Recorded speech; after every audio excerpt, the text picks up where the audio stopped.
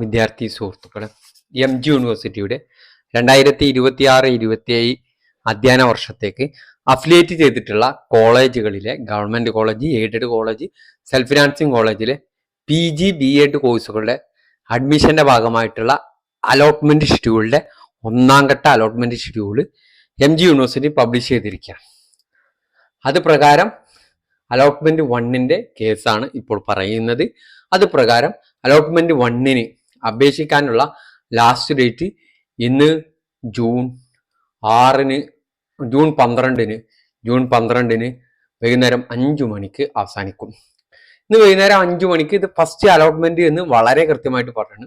Second അലോട്ട്മെന്റിന് മുന്നോടിയായിട്ട് വീണ്ടും register ചെയ്യാനുള്ള അവസരം വരുന്നതായിരിക്കുമെന്ന് നമുക്ക് വിചാരിക്കും. അങ്ങനെ ജൂൺ 15-ന് ട്രയൽ അലോട്ട്മെന്റ് പബ്ലിഷ് ചെയ്യും. ട്രയൽ അലോട്ട്മെന്റ് പബ്ലിഷ് ചെയ്ത് കഴിഞ്ഞാൽ വിദ്യാർത്ഥികൾക്ക് എല്ലാവിധ എഡിറ്റിങ്ങും, ഇപ്പോൾ വിദ്യാർത്ഥികൾ ആദ്യം ചോദിക്കും, ഈ വീഡിയോ കാണുന്നതിന് മുമ്പ് തന്നെ ചോദിക്കും, ട്രയൽ അലോട്ട്മെന്റ് വന്നാൽ പുതിയ കോളേജ് ആഡ് ചെയ്യാൻ പറ്റുമോ, പുതിയ നിലവിലുള്ള കോളേജ് ഡിലീറ്റ് ചെയ്യാൻ പറ്റുമോ? എല്ലാം ചെയ്യാം. നിലവിലുള്ള കോളേജ് ഡിലീറ്റ് ചെയ്യാം, പുതിയ കോളേജ് ആഡ് ചെയ്യാം, അതിന്റെ ഓർഡർ ചേഞ്ച് ചെയ്യാം.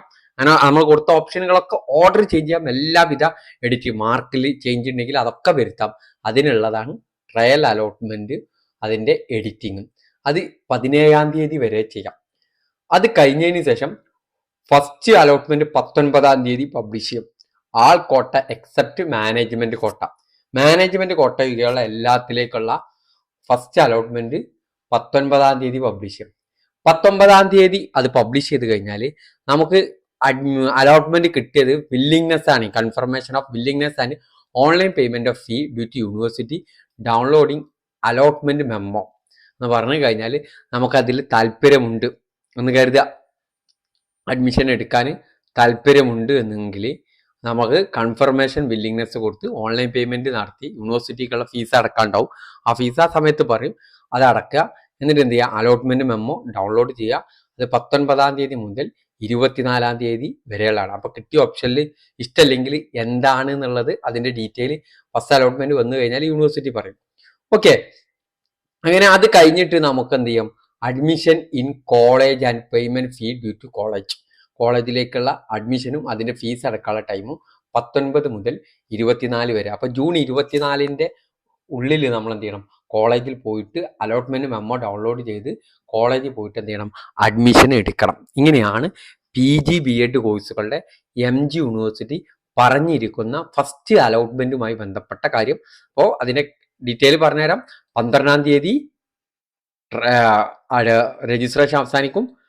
ട്രയൽ അലോട്ട്മെന്റ് 15-ാം തീയതി വരും. അത് വന്നു കഴിഞ്ഞാൽ 15-നും 17-നും ഇടയിൽ നമുക്ക് എഡിറ്റിംഗ് ചെയ്യാനുള്ള അവസരമാണ്. ഫസ്റ്റ് അലോട്ട്മെന്റ് 19-ാം തീയതി വരും.